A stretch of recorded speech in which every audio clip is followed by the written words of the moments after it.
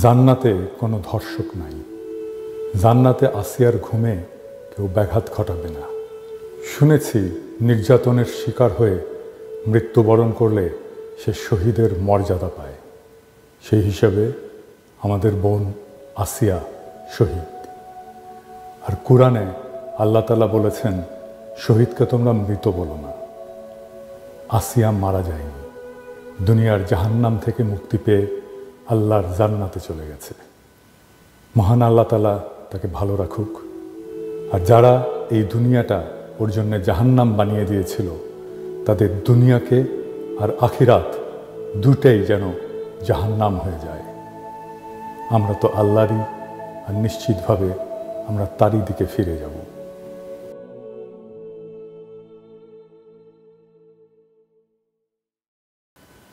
আমি যা বললাম শুরুতে, সেটাই আমি লিখছিলাম আমার ফেসবুকে। আপনারা অনেকেই দেখছেন, প্রায় 1.5 লাখ লাইক পড়ছিল লেখাটায়। আপনারা হৃদয় দিয়ে, অন্তর দিয়ে আসিয়ার জন্য দেশবাসীর কান্নাকে ধারণ করেছিলেন। কিন্তু ফেসবুক এটাকে বলে কমিউনিটি স্ট্যান্ডার্ড ভায়োলেশন। ফেসবুক আমার পোস্ট রিমুভ করে দেয়, আমাকে 1 মাসের জন্য ব্যান করে দেয় এই লেখাটার জন্যে। কারণ আমি নাকি ফেসবুকের কমিউনিটি স্ট্যান্ডার্ড ভায়োলেট করেছি। আমি আপিল করেছিলাম, কিন্তু সেই আপিলেও আমার আপিল প্রত্যাখ্যাত হয়েছে, আমার ফেসবুকের পোস্ট রেস্টোর করা হয়নি। আমি একটা প্রশ্ন রাখতে চাই, ফেসবুকের কমিউনিটির বাইরে কি আমরা? একজন মুসলমানের আরতি কি সেই প্ল্যাটফর্মে জায়গা পাবে না? ফেসবুক জালেমের প্ল্যাটফর্ম হয়ে উঠেছে, ফেসবুক বর্ণবাদীর প্ল্যাটফর্ম হয়ে উঠেছে। এই ফেসবুকে আসিয়ার অভিশাপ লাগুক।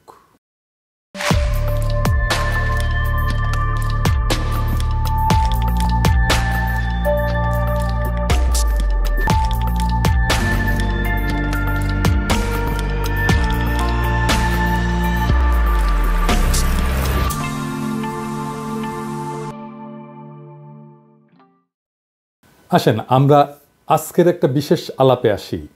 সারা দেশে মনে হচ্ছে ধর্ষণের উৎসব চলতেছে। দেশবাসী ক্ষিপ্ত, বাংলাদেশের মানুষ নিজের উপরে জুলুম মেনে নেয়, কিন্তু নারীর উপরে সহিংসতার অপমান কোনোভাবে মেনে নেয় না।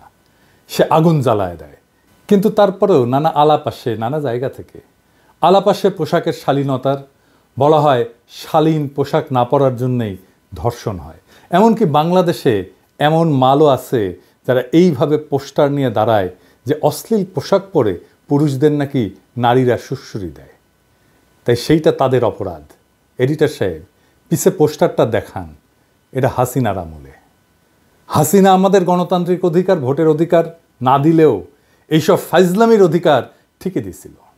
এই যে ভাল শুন, তুই যে চর্বি জমাছু, এটা দেখে কত রংধনুর সুড়সুড়ি লাগে তুই জানিস? তোর তো শাস্তি হওয়া উচিত সুড়সুড়ি দেওয়ার জন্যে। তোর তো জেলেত ভরা দরকার। জেলেত গেছু জিন্দগিত? হ্যাঁ রে বালশুন, তোর তো দিনে ভ্যাস্তা সার্ভিস দেওয়া লাগবি, দিনে 40 বার। এবার আসেন দেখি ধর্ষণের দায়টা আসলে কার। ধর্ষণের জন্য নারীর পোশাক দায়ী কি না, এই নিয়ে বিতর্ক বহুদিনের। ইসলামে ধর্ষণের জন্য দায়ী একমাত্র ধর্ষক। কিছু কিছু ইসলামপন্থী মতবাদ নারীকে শালীন পোশাক পরার উপদেশ দিয়ে ধর্ষণ প্রতিরোধের উপায় হিসাবে দেখায়। অন্যদিকে বাংলাদেশের মিলিটেন্ট সেকুলাররা বলে আমার শরীর আমার সিদ্ধান্ত, এই বইলা নারীর ব্যক্তিগত স্বাধীনতার উপরে জোর দেয়। তবে এই দুই চরম অবস্থানের মাঝামাঝি যুক্তিসঙ্গত ব্যাখ্যা কি হতে পারে, সেইটাই আজকে আমাদের আলোচনার বিষয়। নারী এবং পুরুষের যৌন সম্পর্ক পৃথিবীর একটা জরুরি এবং গুরুত্বপূর্ণ সম্পর্ক। এই সম্পর্কের মূল বিষয়টা কি? মূল বিষয়টা হচ্ছে কবুলিয়ত, কবুল করা একে অপরকে। সেই জন্যেই বৈবাহিক সম্পর্কে দুইজনকে কবুল বলতে হয়। এখন একজন কবুল করলো না, সে কবুলিয়ত ছাড়া, সম্মতি ছাড়া সে যৌন সম্পর্ক করলো, সেইখানে কি হইল? সেখানে একজনের সম্মতি ছাড়া তার উপরে বল প্রয়োগ করা হলো। এইটা এখন একজনের উপরে আর একজনের জুলুম। এই প্রক্রিয়ায় একজন জালেম আর একজন মজলুম। ঠিক তো? যদি আপনি জালেমকে চিনতে পারেন এই ঘটনায়, তাহলে কে দোষী এই আলাপ আসে কি? আসে না।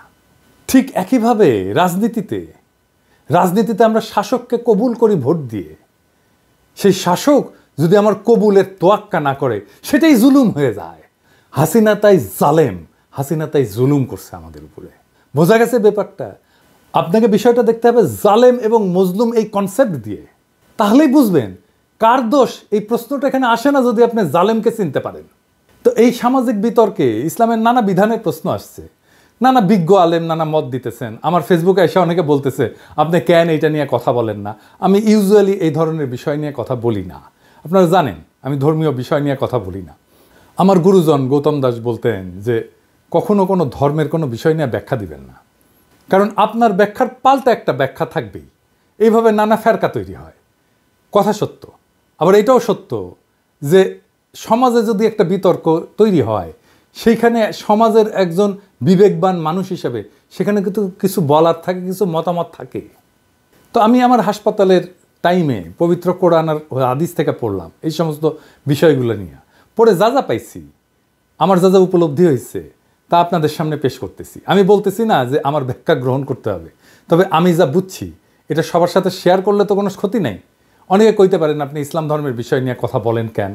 যে কোনো ধর্ম যে কেউ পড়তে পারে তো, তাই না? কোনো বাধা নাই তো।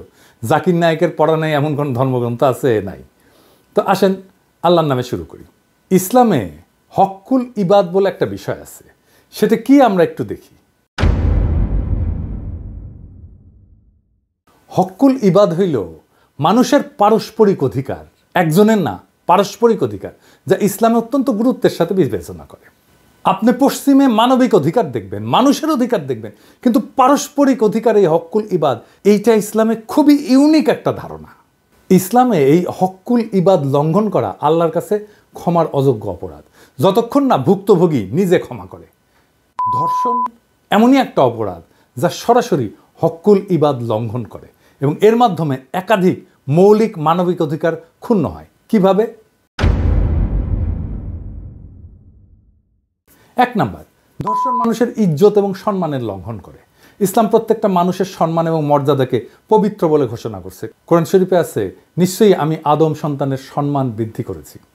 ধর্ষণ একজন নারীর বা পুরুষের ইজ্জত, আত্মসম্মান ও মর্যাদাকে ধ্বংস করে, যা সরাসরি হক্কুল ইবাদের লঙ্ঘন। দুই নাম্বার, ধর্ষণ জুলুম। আমরা আগে দেখলাম এবং ইসলামে জুলুম হারাম। জুলুম মানে অন্যায়ভাবে কারো অধিকার হরণ করা। ইসলাম জুলুমকে হারাম ঘোষণা করেছে। হে আমার বান্দারা, আমি নিজের উপরে জুলুম হারাম করেছি এবং তোমাদের মধ্যেও তা হারাম করেছি, সুতরাং তোমরা একে অপরের প্রতি জুলুম করো না। ধর্ষণ একটা চরম জুলুম, কারণ এতে একজন নারী বা পুরুষের জীবন ধ্বংস হয়, মানসিক এবং শারীরিক কষ্ট ভোগ করতে হয় এবং সমাজে অপমানিত হইতে হয়।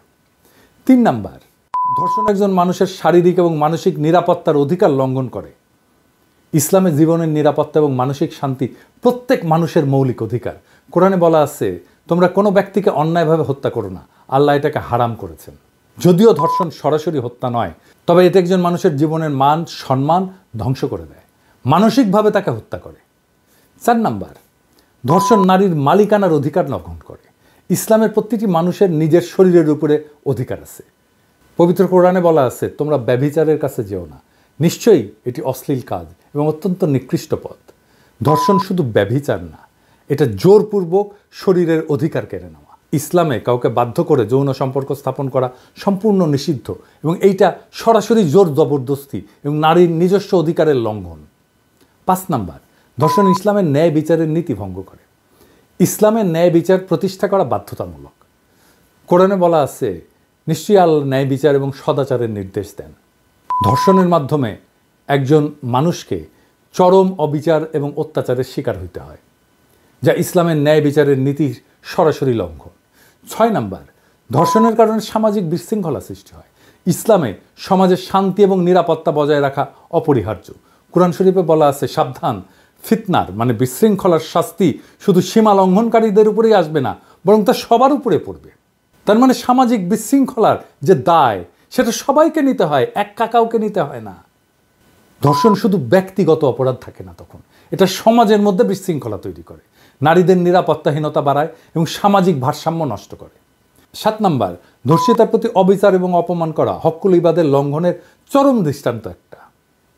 নবী করিম পিস বি আপন হিম ধর্ষণের শিকার নারীর প্রতি সমর্থন জানায় বলছিলেন, ধর্ষণের শিকার নারী কোনোভাবেই অপরাধী নয়, বরং সে নির্দোষ এবং অপরাধীকে কঠিন শাস্তি দেওয়া হবে। ইসলামে ধর্ষিতা নারীকে কখনোই দোষারোপ করা হয় না, বরং তাকে বিচারে এবং মানসিক সহায়তা দেওয়াই প্রকৃত ইসলামী বিধান। তবে কিছু ইসলামপন্থী গোষ্ঠী মনে করে নারীর পোশাক ধর্ষণ প্রতিরোধে ভূমিকা রাখে। তাদের যুক্তি পোশাক উস্কানি সৃষ্টি করতে পারে। শালীন পোশাক সমাজে ধর্ষণের হার কমাতে পারে। ইসলামে শালীন পোশাককে নির্দেশ করা হয়েছে অবশ্যই, কিন্তু বাস্তবতা কি বলে? বাস্তবতা বলে যে শিশুরাও তো ধর্ষণের শিকার হয়, অথচ তারা উত্তেজক পোশাক পরে না। বোরখা হিজাব পরিহিত নারীরাও তো ধর্ষিতা হয়, পশুরাও তো ধর্ষণের শিকার হয়, তারা তো পোশাকই পরে না। তাহলে ধর্ষণের মূল কারণ লুকায় আছে পোশাকে না, বরং অপরাধীর বিকৃত মানসিকতায়, সমাজের আইনি দুর্বলতায় এবং ক্ষমতার অপব্যবহারে। আবার উল্টা দিকে মিলিট্যান্ট সেকুলাররা মনে করে যে প্রত্যেকটা মানুষের শরীরের উপরে তার নিজস্ব অধিকার আছে, নারী যা ইচ্ছা তাই পড়তে পারবে বা করতে পারবে। রাষ্ট্র বা সমাজের হস্তক্ষেপ এখানে অগ্রহণযোগ্য। আপনি কি যা খুশি তাই পড়তে পারেন? আসলেই পারেন? পারেন? পারেন না তো।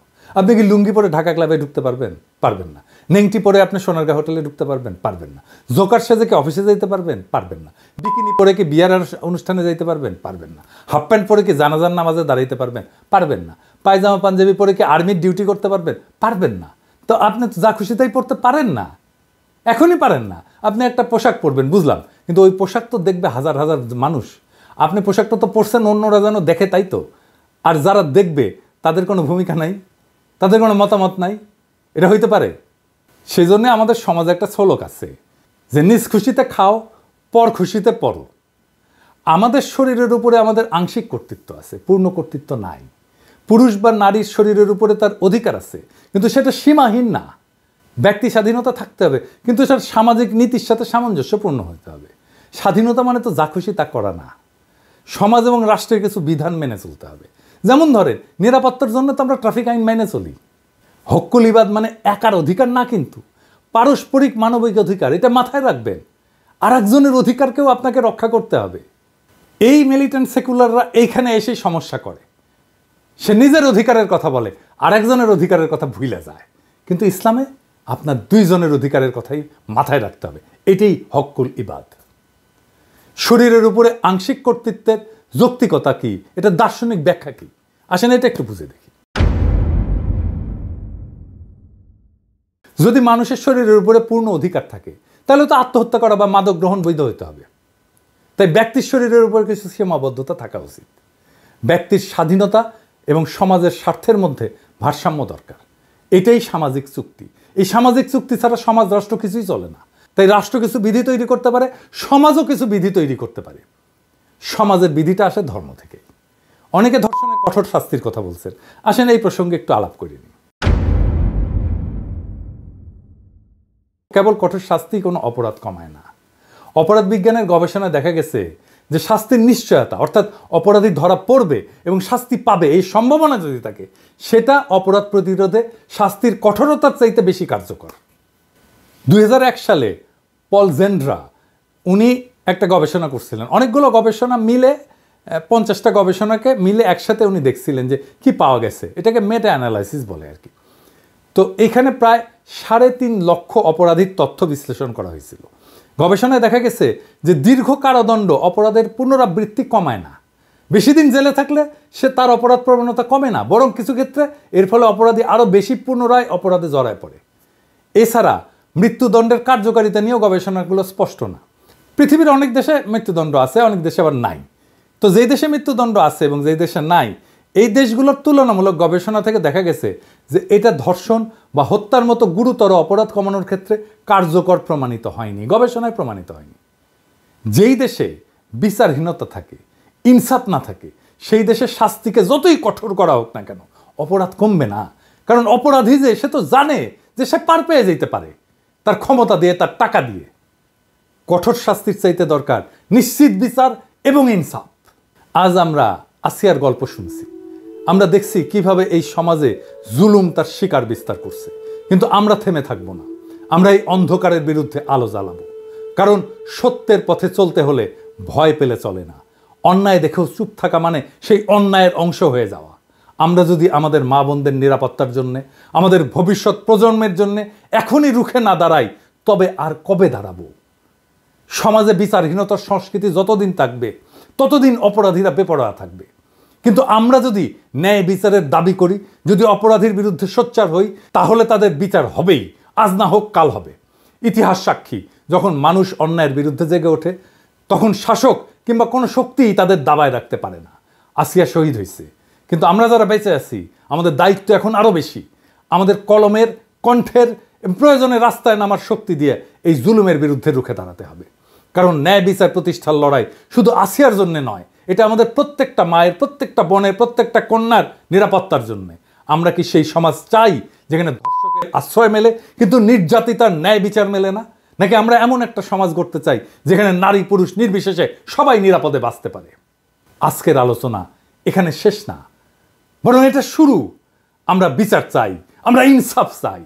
আর এই অন্যায়ের বিরুদ্ধে প্রতিটি ন্যায়ের কণ্ঠস্বর একদিন এমন শক্তিশালী হয়ে উঠবে যে কোনো ক্ষমতা আর তার দাবায় রাখতে পারবে না। ইনকিলাব জিন্দাবাদ।